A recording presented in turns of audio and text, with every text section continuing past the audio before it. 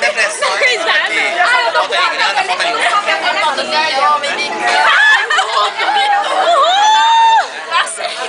Mas você tá conseguindo resolver esse problema, já superou. Eu tô superando. Ela é me entrevistar, viu? Graças a Deus, ai, tô superando, já salvou. Mas eu percebi lá dentro que você é uma pessoa que tem coisa pro tino comercial. Eu percebo que tudo na sua mão faz crescer. Cair na sua mão cresce, você leva pra frente mesmo.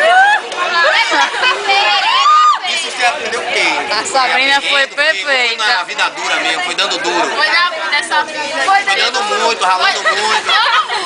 E aí você vê, não crescia, você levantava, caía, crescia de novo. E aí quando você via que a coisa ia pra trás, você volta pra frente. Que atrás de gente vai pra frente, não tá. palmas pra ela, isso aí. Se for pra trás, volte pra frente. E aí vai empurrando, isso que Tamo empurra. aí, né? Tamo aí. Faça com você, muito bem, esse é o lema de vida dela. Ei, bora, bora, bora, bora, bora, bora, bora, bora, bora, bora, bora. E aí, vamos entrevistar agora a professora Maria José.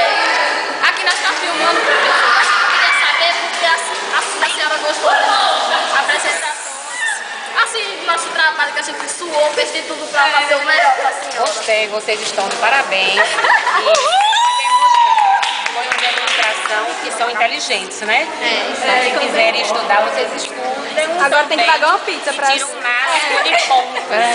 Porque na hora de se apresentar, todo mundo estudou e representou bem. E nem sabia que no meio de nossos alunos tem escritores. Foi fantástico. E escritores gostaria de saber se a senhora vai pagar a pizza. A pizza. Mas se eu for pagar para todos os alunos, como é que vai pagar? Só meu papazinho. Tem que contar quantas pessoas tem. 46.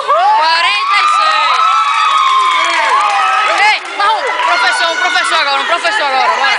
Fala assim, meu amores.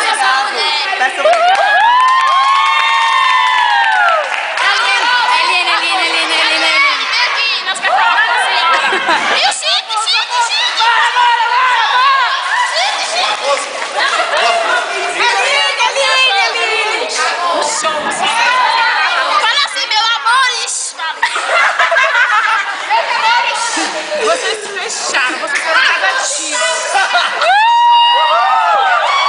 Bora, mais alguém, bora. Afonso aí, ó.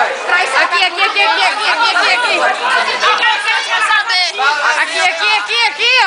Sim, Professora aqui, ó. Você vai dar entrevista pra Silêncio! TV Conde no ar! Gravando! Muito bom. Só isso, muito bom. Eu chorei muito bem.